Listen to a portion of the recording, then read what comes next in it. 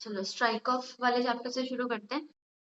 Chapter 26 जो है, right. सो अब तक वी हैव स्टडीड बेसिकली पूरा इंसॉल्वेंसी पढ़ लिया, सारा वाइंडिंग अप देख लिया, लिक्विडेशन देख लिया, right. We know what the company goes through अगर वो इंसॉल्वेंट होती है, तो डिफॉल्ट होता है तो इंसॉल्वेंसी हो जाएगी, और उस हिसाब से हमने सारी बेसिक चीजें देखी। फिर हमने देखा कि कंपनी लिक्विडेट होती है when there is an insolvency, right, which leads to liquidation. Liquidation can be a voluntary or a mandatory liquidation because of failure of resolution proceedings, right?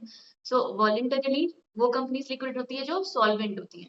यहाँ तक अपने को सब पता है। ये सारा कुछ जो भी हमने पढ़ा अब तक का, ये सारा हमने आईपीसी के अंदर पढ़ा।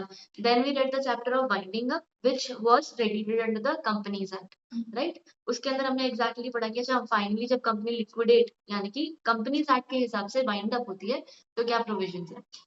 और वो भी सिंपल हमारे बेसिक प्रोविजन से लिक्विडेटर अपॉइंट होगा, उसके पैसे पे ऑफ करने के लिए सारा चीज देखी जाएंगी।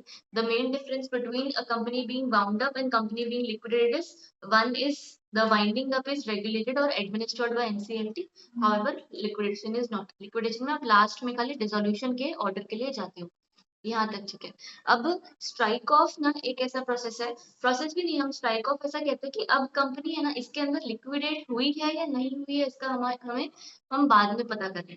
When we see a company struck off, we can say that the company को हमने हटा दिया है। ठीक है, we don't want the company to be in business now, but that does not mean the company would have been liquidated. Strike off एक तरीके का पेनल प्रोविजन है, राइट। कि जैसे मान लो कंपनी है जिसने कोई एनुअल रिटर्न्स ये वो बहुत सारे टाइम से नहीं भरे, तो बिकॉज क्योंकि उसने एनुअल रिटर्न्स नहीं भरे, it can be penalised as कि भाई हम आपका नाम काट रहे हैं। अब आप उस डिफॉल्ट को ठीक कर कर वापस से बोल सकते हो आरओसी को या द जो भी क्या बोलते हैं उसको अप्रोप्रिएट अथॉरिटी को कि प्लीज मेरा नाम वापस से ऐड कर दो, right. Striking off can be used as a penal procedure. Striking off के अंदर वो ऐसा होता है कि एक ये और दूसरा कंपनी भी अप्लाई कर सकती है कि हमारा नाम स्ट्राइक ऑफ कर दो। आई नो लॉन्गर वर्क, या मेरा काम चलता नहीं है या बंद हो गया है, इन एनी केसेस। ठीक है, तब simple ways of striking off से शुरू करते हैं। Company can be struck off by any of the following modes. पहला या तो suo motu by the ROC, या तो on application by the company for removal of name या स्ट्राइक ऑफ। या तो कंपनी अप्लाई कर देगी या तो सुओ मोटो आरओसी कर देगी। यहाँ तक सही है। फिर हमारा legal framework dealing with the provisions of ये strike off by ROC, strike off by company दिया हुआ है। तो this topic talks about nothing but the grounds of strike off, कि लीगल प्रोविजंस यहाँ पर फ्रेमवर्क आपके वो दिए कि कब कब कंपनी स्ट्राइक ऑफ होती है। अगर कंपनी को स्ट्राइक ऑफ होना है या करने वाले हैं आरओसी के द्वारा, अगर स्ट्राइक ऑफ हो रही है तो क्या रीजन हो सकते हैं कि कंपनी ने अपना बिजनेस शुरू ही नहीं किया, रजिस्टर करवा दिया, नाम रिजर्व करवा दिया, पर अपना काम भी शुरू नहीं किया with in 1 year of its incorporation, right. तो हमारी फिर आपकी कंपनी स्ट्राइक ऑफ हो सकती है। या तो on is not carrying on business for the 2 immediately preceding financial years. हमने यार एक चीज पढ़ी है कि हाँ 2 साल तक काम नहीं करते तो कंपनी डोरमेंट होती है, राइट। ये हमको पता है। तो स्ट्राइक ऑफ कैसे आया? अगर आपने 2 साल तक काम नहीं किया ना, तो आप आरओसी को अप्लाई करते हो, एप्लीकेशन फाइल करते हो कि हमने 2 साल से काम नहीं किया है, हमें डोरमेंट का सर्टिफिकेट दे दो, make us a dormant company, right. If you do not file that application then you will be strict, मतलब स्ट्राइक ऑफ का आपके ऊपर इम्प्लीकेशन आएगा। ठीक है, has not made any application within such period for obtaining the status of dormant. आया? आपने 2 साल तक काम नहीं किया, ना ही कोई एप्लीकेशन दिया, तो ये चीज हो गई। उसके अलावा और सब्सक्राइबर्स भी memorandum have not paid the subscription, उन्होंने पैसा नहीं दिया, अब तक डिफॉल्ट किया हुआ है।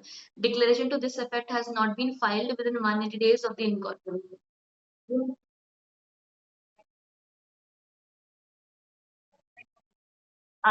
हाँ, strike off by ROC 5th line में है ये, मिल गया ना। हाँ, तो स्ट्राइक ऑफ अगला वही कि सब इन्होंने अपना क्या कहते हैं सब्सक्राइबर्स ने पैसा नहीं दिया और इस बारे में हमने कोई डिक्लेरेशन नहीं दिया within 180 days. Then it is कि कोई हम लोग फिजिकली वेरीफाई करने गए थे कंपनी को, हमें वो कंपनी मिली नहीं उस जगह पर उस एड्रेस पे, राइट। तो देयर आर सेवरल रीजंस जहाँ पर अनलेस रीजंस जहाँ पर हम ऐसा बोलते हैं कि कंपनी आरओसी के द्वारा स्ट्राइक ऑफ हो सकती है। यू सी इट कि मोस्टली ये यही वाली वो वाली चीजें हैं जहाँ पर हम ऐसा कह रहे हैं कि कंपनी ने कोई गलती की होगी, right. Other than that strike off by company itself, तो कंपनी खुद कर रही है bye way of an application filed by the company with the ROC for removing it's name. on all or any of the grounds mentioned.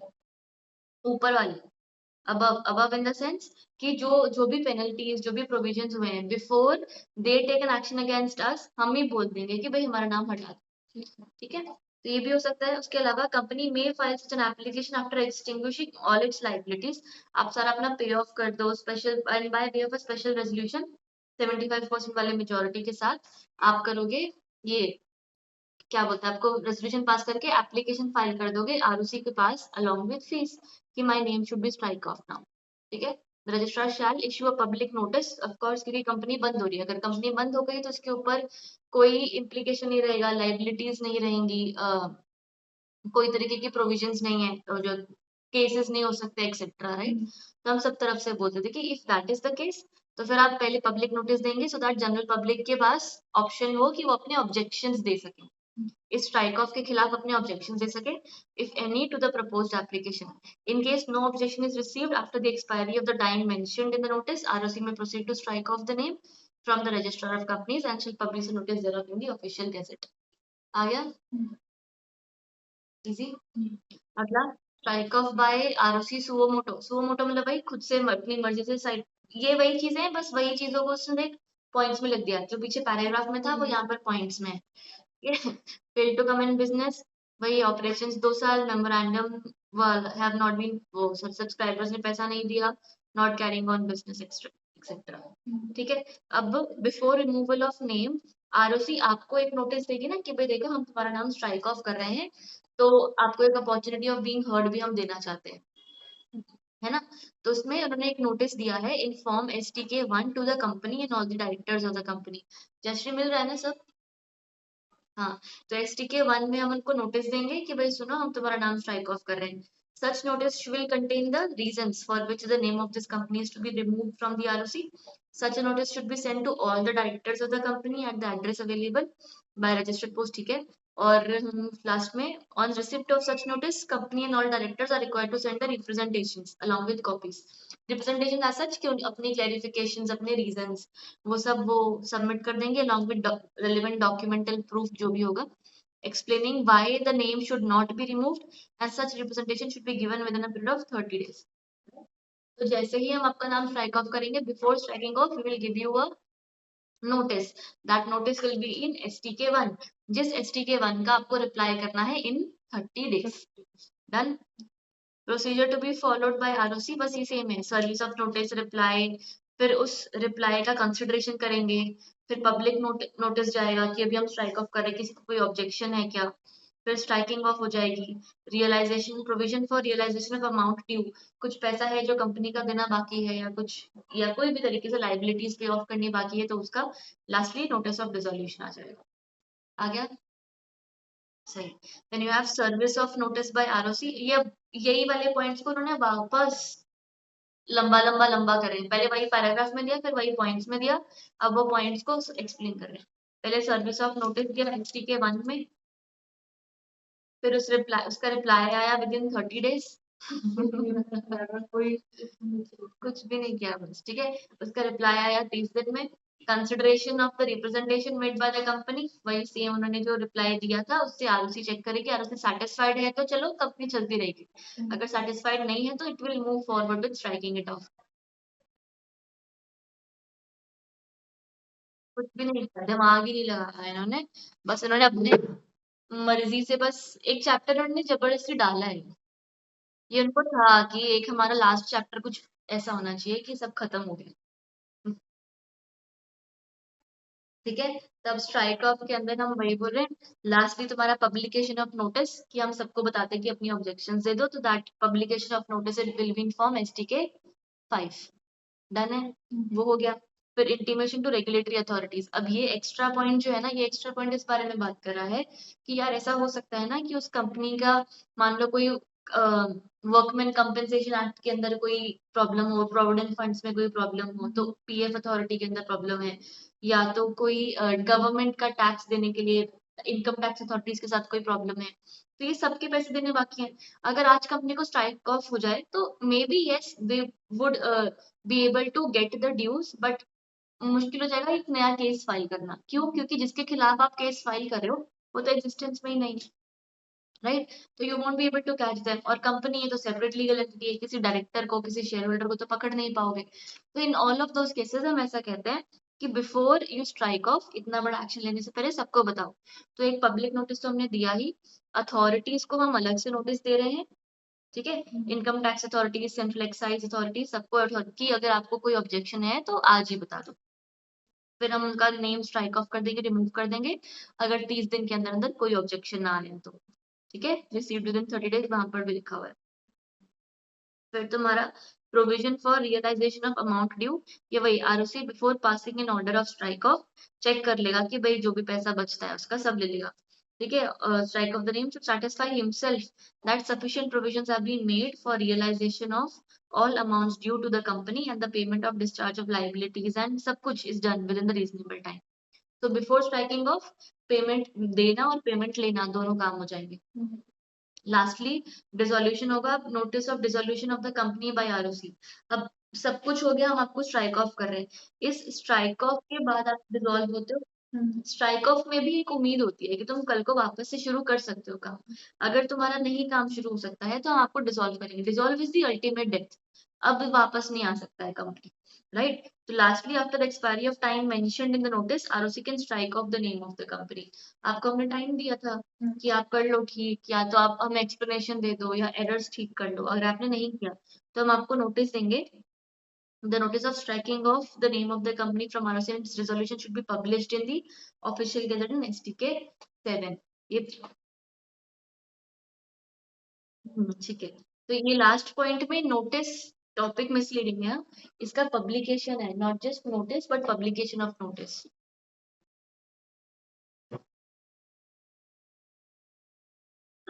ठीक है? तो STK 7 में हम पब्लिश कर देंगे the notice of strike of and the notice of dissolution.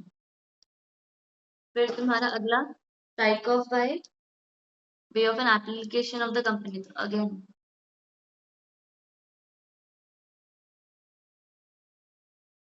Again अब यहाँ पर strike off by way of application, अब ये तो एक तरीके का वॉलंटरी नहीं हो गया, राइट? तो इन दिस ऑफ कोर्स हम बोलते हैं, जब आप वॉलंटरली, हमने पता उसमें भी पढ़ा था पीछे भी कि अगर वॉलंटरीली लिक्विडेट हो रही है या वॉलंटरीली बाइंडिंग अप हो रही है तो हम सबको नहीं होने देते।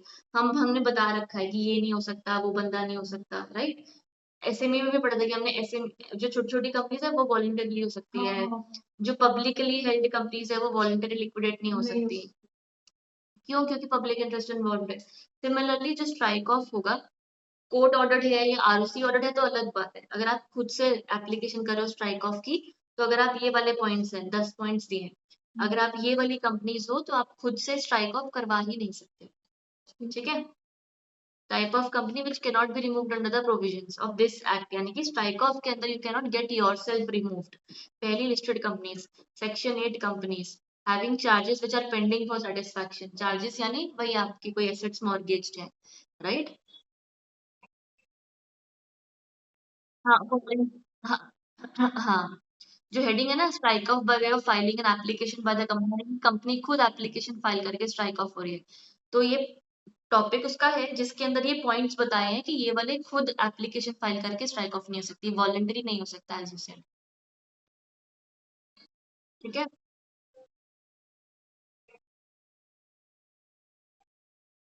ये हाँ, बाय द कंपनी सो मोटो, हाँ। तो कौन नहीं कर सकता ये suo motu? Listed company, section 8 company जिसके चार्जेस पेंडिंग है, company whose application for compounding is pending. Compounding याद है? एंड वैल्यू क्या थे? वही जहां पर आपको कोई ऐसा कोई फाइन, ये compounding is for offensive, right? तो ऐसा जहां पर आपके ऊपर फाइन और जेल वाला है, तो दोनों में से अगर कोई और वाले ऑफेंसेस आपके कंपाउंड हो सकते हैं जहां पर यू विल पे, हाँ, जहां पर you will pay more of the fine so that to avoid the imprisonment, right? Settlement तरीके से एक तरीके का हो जाता है। तो ये कंपाउंडिंग तुमने अप्लाई किया, पर कंपाउंडिंग के पैसे नहीं दिए अब तक, राइट? उसके अलावा companies against which N prosecution for an offence is pending in court, आपके ऊपर कोई केस चल रहा है, केस चलता है, तुम स्ट्राइक ऑफ करवा दोगे फिर तो केस ही वॉइड सा हो जाएगा, तो that will not be the case. उसके अलावा तुम्हारा वैनिशिंग कंपनीज, वैनिशिंग कंपनीज है ना, वैसे इन्होंने जबरदस्ती का एक टॉपिक है, बट ऐसा बोलते हैं कि मान लो तुमने कंपनी है रजिस्टर करवाई, ठीक है, किसी एक्स प्लेस पर, सेक्टर दिस नंबर यहाँ पर तुमने रजिस्टर करवाई। अब मैंने बोला कि हाँ सेक्टर 37 में एक यहाँ पर 2844 की एक कोठी है, उसके सामने एक कंपनी है, उसके सामने तो हमारी कंपनी देखे तो देखा पार्क है।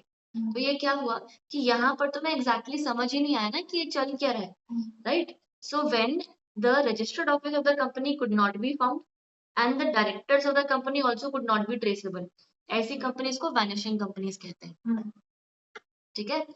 The companies whose registered office can not be found and directors are not traceable.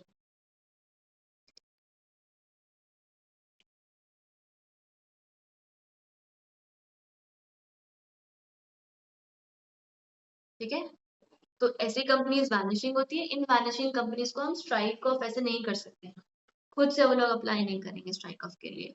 उसके अलावा कंपनीज जिसमें जो डीलिस्ट हो गए हैं because of any non compliance, right, those companies फिर where inspection and investigation is ordered, it is carried out, yet to be taken, जो भी कंप्लीट नहीं हुआ है, आप अंडर इन्वेस्टिगेशन या बिफोर इन्वेस्टिगेशन आपका कुछ हाल चल रहा है, उसके अलावा आपने पब्लिक डिपॉजिट्स लिए हैं जो वापस नहीं दिए हैं, other than that, where notice under these sections have been issued by the registrar or inspector and reply thereto is pending, कि वही बेसिक होंगे कोई notices by the inspectors etc कि unanswered notices पड़े हुए हैं आपके कोई unanswered legal notices, ऐसा कर देना,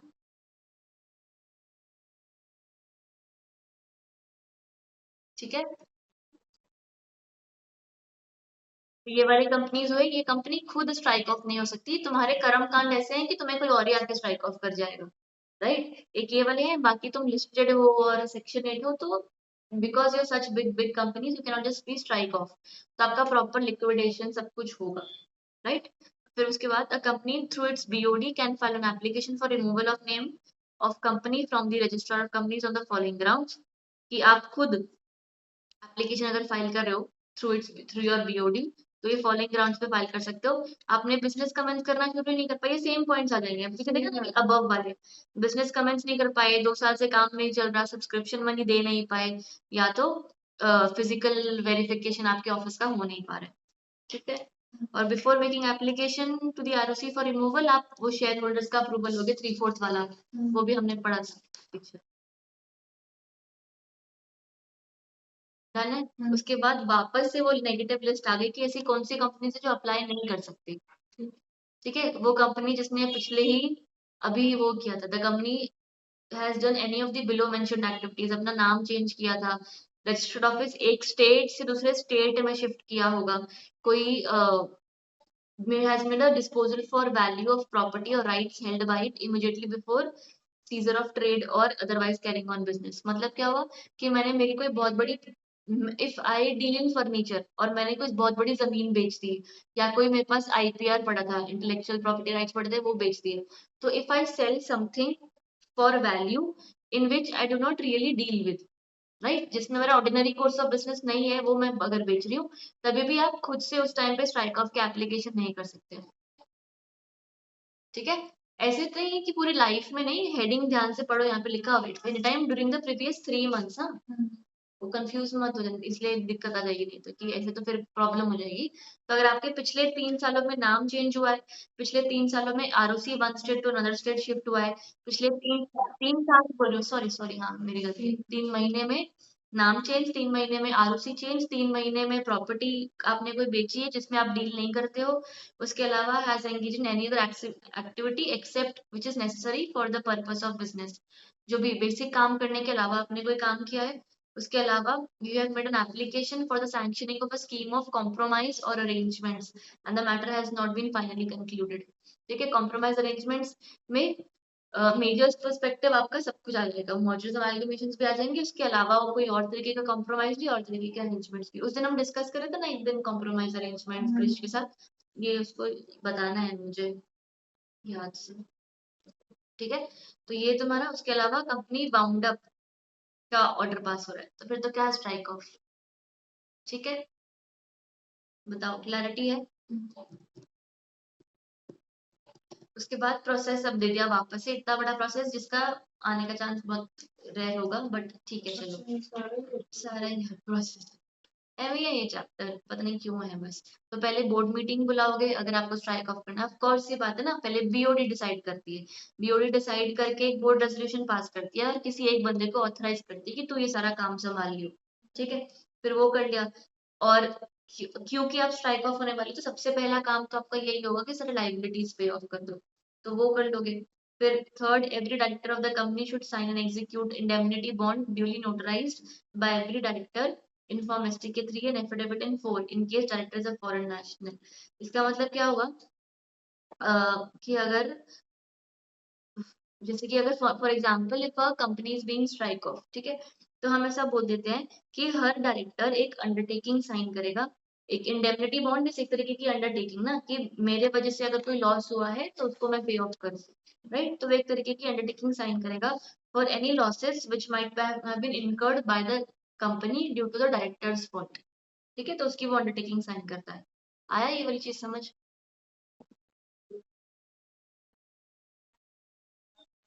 हाँ, प्रोसीजर फर्स्ट 2 पॉइंट्स में तो वही दिया हुआ है, board resolution, board resolution. Third point में दिया हुआ है कि ये अंडरटेकिंग के बारे में, कि डायरेक्टर ऑफ द कंपनी जो होते हैं ना, वो एक इंडेमनिटी बॉन्ड साइन करते हैं STK 3 में। इस इंडेमनिटी बॉन्ड में, इंडेमनिटी बॉन्ड का मतलब क्या है कि अगर इंडेमनीफाई करना, मतलब मेरे वजह से आपको कोई लॉस हुआ है तो मैं उसकी भरपाई कर दूंगा, ठीक है। और अगर और एफिडेविट साइन होता है STK 4 में, पर अगर वो डायरेक्टर फॉरेन का है तो वो जो STK है दोनों 3 और 4 वो ड्यूली नोटराइज होंगे, अपोस्टाइल नोटराइज्ड ऐसे होंगे, ठीक है। उसके बाद जनरल मीटिंग हो जाएगी, आप डिसाइड करोगे कि किस दिन पे जनरल मीटिंग करनी है। डिसाइड करने के बाद आपने रेजोल्यूशन पास किया, उसी पॉइंट में, अगले पॉइंट में जैसे रेजोल्यूशन पास किया, स्पेशल रेजोल्यूशन को ROC को सबमिट करोगे, MGT 14 में वही दिया हुआ है। फिर आपने कंसर्न अथॉरिटी से अप्रूवल ले लिया। फिर thereafter an application for removal of name shall be filed in form STK 2 along with fees of 10,000 rupees। और आपने एप्लीकेशन दे दिया, ठीक। अब उसी को ही उन्होंने आगे बताया, application for removal of name. अब आप एप्लीकेशन करोगे, एप्लीकेशन जो आपकी STK 2 में गई थी along with fees of 10,000, same चीज दिया। Provided that the company shall not file application unless it has filed overdue financial statements and overdue annual return up to the end of the financial year। मतलब क्या हुआ कि पिछले वाले आपके कोई फाइनेंशियल स्टेटमेंट्स या कुछ अगर अब तक फाइल नहीं करे हैं, तो वो भी आपको फाइल करने पड़ेंगे, ठीक है। उसके अलावा provided further that in case a company intends to file application after the action under subsection 1 of 248 has been indicated by the MC, it shall file all pending financial statements before filing the application।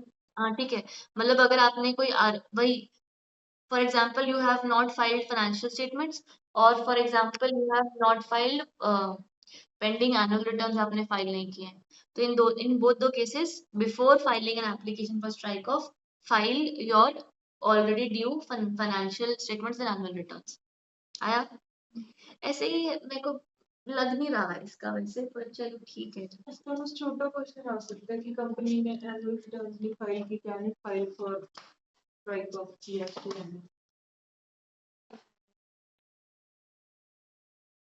Same ही है सारा, but चलो एक बार ही निकालने के लिए निकाल दे, ठीक है। उसके अलावा आपने ये सब कर दिया, देन रूल 4(2) पढ़ना। रूल 4(2) में दिया हुआ है कि जो भी एप्लीकेशन आप फाइल करते हो ना, उस एप्लीकेशन के साथ एक NOC सबमिट करते हो। NOC किस चीज के लिए? रेगुलेटरी अथॉरिटीज से, कि भाई हर हर अथॉरिटी से, बैंकिंग अथॉरिटी उनसे पूछ ले कि भाई तेरा तेरा मेरा कोई लेना देना बाकी तो नहीं है ना, नहीं है, NOC दे दे। इनकम टैक्स अथॉरिटीज, IRDAs, कोई सिक्योरिटी मार्केट, कोई इंटरमीडियरीज, हर जगह जिनसे जिनसे आपको बेसिक, वो बेसिक जैसे कॉलेजेस में होता है कि आपने फीस, कोई आपके न्यू पेंडिंग ड्यूज नहीं है, बस ये बता दोगे आप, ठीक है। तो ये सारे पॉइंट्स वो हैं कि इन लोगों से आप वो ले लोगे, क्या, NOC ले लोगे। डन? डन है? देन तुम्हारा STK 2 आएगा। अगेन STK 2 क्या था? एप्लीकेशन। हाँ, तो जो भी तुम्हारा एप्लीकेशन STK 2 में था, उसके साथ अकम्पेन करो क्या, इंडेमनिटी बॉन्ड, जो पहले हमने पढ़ लिया। Provided that in case of government company in which the entire paid up share capital is held by government and one of, और या तो subsidiary of government company, so STK 3A file होता है। a duly notarized indemnity bond in form STK 3A shall be given by the authorized representative. ठीक है, वैसे indemnity bond STK 3 में होता है, पर गवर्नमेंट कंपनी तो STK 3A होता है और कुछ। उसके बाद STK 8 इज सारे आपके account, statement of accounts, assets, liabilities का सारा आप दोगे, जिसको आप सर्टिफाई करवा लोगे CA से, वो भी आप सबमिट करते हो। ये हम कर क्या रहे हैं, हम जो STK 2 यानी कि एप्लीकेशन फाइल करते हैं उसके साथ क्या क्या जाएगा वो बता रहे हैं सिर्फ। ठीक है, ये है।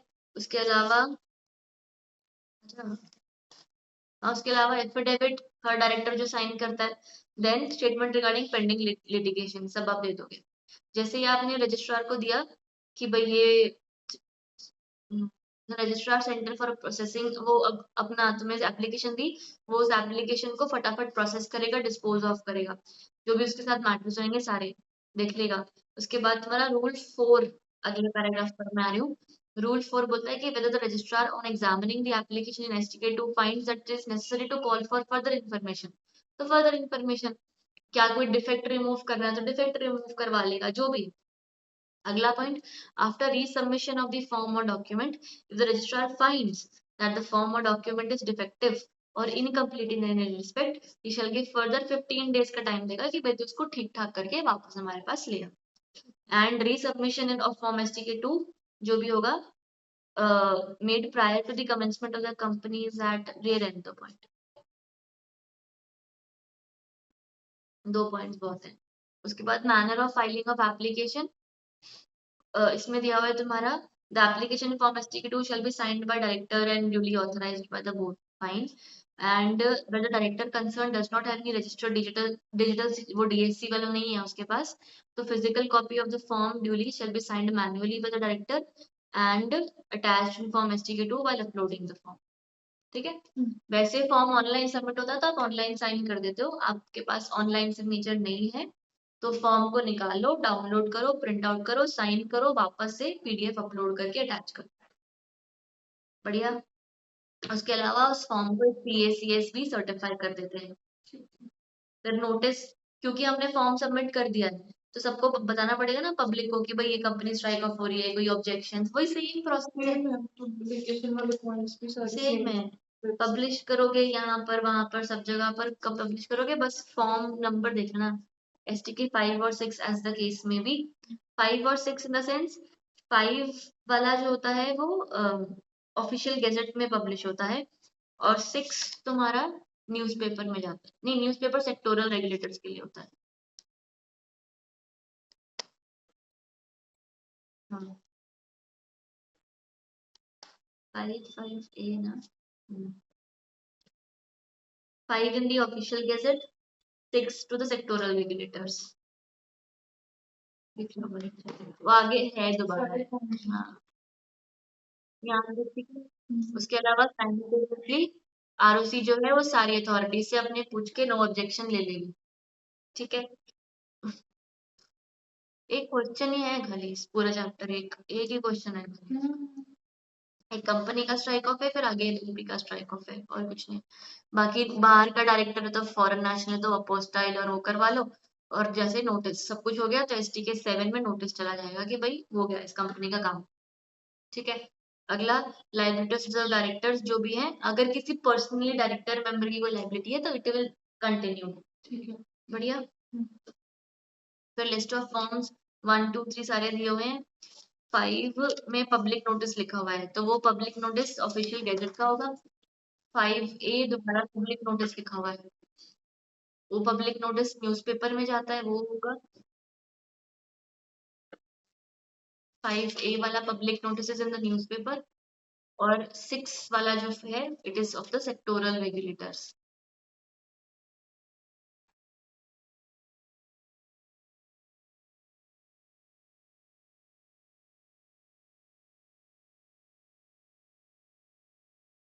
डन। अब तुम स्ट्राइक ऑफ खेल लिए, अब तुम रिस्टोर करवा रहे हो, अब कि भाई हमसे गलती हो गई, माफ कर दो, कंपनी का नाम वापस चाहिए हमको, तो वो रिस्टोरेशन होता है। रिस्टोरेशन हो सकता है बिफोर डिसोल्यूशन, डिसोल्यूशन के बाद हो गया काम, अब कुछ नहीं हो सकता। तो ROC can suo motu after issuing the notice strike off the name of the company. It may so happen that the name of company may be struck off from the register of companies by RC even though the company is active company due to non-filing of reply to the said notice, है ना? Notice दिया था 30 दिन में जवाब देना था, तुमने जवाब नहीं दिया, हमने स्ट्राइक ऑफ कर दिया, तो कंपनी अभी भी चल रही है पर नाम निकल गया, तो in such a case directors of such company have no option but to approach NCLT, ठीक है? रिस्टोरेशन ऑफ कंपनी के लिए वो किसके पास जाते हैं? एनसीएलटी के पास जाते हैं, by making an appeal for restoration of the name of the company by the ROC. एक तरीके का हम ROC के खिलाफ अपील कर रहे हैं to the NCLT. The legal provisions related to restoration of the name are, ठीक है, ये sections दिए हुए हैं. उसके बाद अपील कर सकते हो restoration का before the tribunal within 3 years. बहुत टाइम दिया है तुमको, तुम्हारा नेम स्ट्राइक ऑफ हो गया, स्ट्राइक ऑफ होने के 3 सालों के अंदर अंदर तुम ट्रिब्यूनल के पास जाकर बोल सकते हो कि हमारा नेम रिमूव किया, सही नहीं था या whatever. So, and if the tribunal is of the opinion that the removal of name of the company from registrar is not justified, so and in view of the absence of any grounds of the order passed, it may pass an order for restoration of the name of the company after giving a reasonable opportunity to make representations. ठीक है, मतलब ROC को भी अपनी बात रखने का पूरा देंगे और अपने नाम उसका वापस ले आएंगे. डन. अब उसका दे दिया पूरा प्रोसेस की restoration restoration, but it is नहीं है यहाँ पर कुछ खास, क्योंकि आगे तो वो है एक केस लॉ जैसा है, क्योंकि देखो इन केस ऑफ ये वी बिल्ड फाइन प्रॉपर्टीज है ना, वो केस लॉ है उसके नीचे सारा, तो वो भले तुम कट कर सकते हो या व्हाटएवर रीड मांग कर छोड़ सकते हो, उसके ऊपर ऊपर का खाली पढ़ना है, तो ऐसे लिखा होता तो वैसे नहीं पढ़ा जाता.